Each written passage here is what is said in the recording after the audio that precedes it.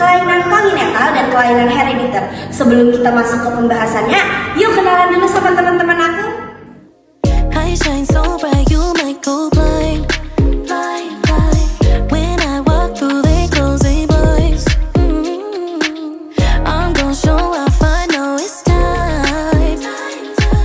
I am my price, don't it look nice? You look nice, don't it? I bet we could roll out. When I show up, I show out. Didn't know then, but I know now. Best kept secret, but you know now. Take a look what I started. Know it right when I found it. Eyes on me 'cause I got it. Nah, udah kenalan kan sama teman-teman aku?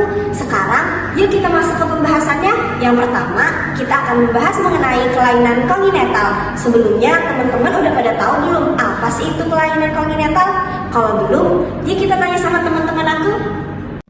Kelainan kongenital adalah kelainan yang terjadi pada saat masih dalam kandungan. Kelainan kongenital dapat disebabkan karena berbagai penyebab seperti kelainan herediter, faktor genetik, faktor lingkungan, atau juga dapat disebabkan karena penyebab lainnya seperti efek samping obat tertentu atau karena infeksi selama kehamilan. Kelainan ini dapat mempengaruhi fisik atau fungsi anggota tubuh anak sehingga menyebabkan cacat lahir. Pada banyak kasus, kelainan kongenital terjadi pada 3 bulan pertama kehamilan, yaitu ketika organ tubuh bayi baru mulai terbentuk. Wih, sekarang kita udah tahu nih pengertian dari kelainan kongenital. Kita tanya lagi yuk sama teman-teman aku, apa aja sih faktor etiologi dalam kelainan kongenital? Faktor etiologi kongenital merujuk pada faktor-faktor yang menyebabkan kelainan atau gangguan pada janin yang hadir sejak lahir. Nah, bisa saja mencakup faktor genetik, lingkungan, atau kombinasi dari keduanya, genetik dan lingkungan. Misalnya, gangguan Down syndrome atau struktural yang disebabkan oleh paparan zat beracun selama kehamilan. Sekarang kita masuk ke pembahasan mengenai kelainan herediter. Apa itu kelainan herediter dan apa aja sih jenis-jenis kelainan herediter? Kelainan herediter juga dikenal sebagai kelainan genetik, adalah kelainan yang disebabkan oleh perubahan pada gen atau kromosom. Perubahan ini dapat diwariskan dari orang tua ke anak atau dapat terjadi secara spontan. Gen adalah unit dasar herediter yang ditemukan oleh kromosom.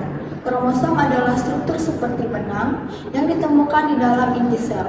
Gen mengandung instruksi untuk membuat protein. Perubahan pada gen dapat menyebabkan protein tidak berfungsi dengan benar atau tidak produksi sama sekali. Hal ini dapat menyebabkan berbagai masalah kesehatan ringan maupun berat. Ada 3 faktor dari kategori kelainan herediter, yaitu yang pertama, cara pewarisan, meliputi kelainan autosomal dominan, autosomal resesif atau terikat kelamin. Yang kedua, jenis mutasi gen meliputi mutasi substitusi, delesi atau insersi. Yang ketiga, atau yang terakhir, sistem tubuh yang terkena meliputi kelainan sistem saraf, sistem muskuloskeletal, sistem kardiovaskuler, sistem metabolisme, dan sebagainya. Berikut beberapa contoh kelainan herediter yang umum terjadi pada manusia. Yang pertama ada Down syndrome, kelainan kromosom yang disebabkan oleh trisomi kromosom 21.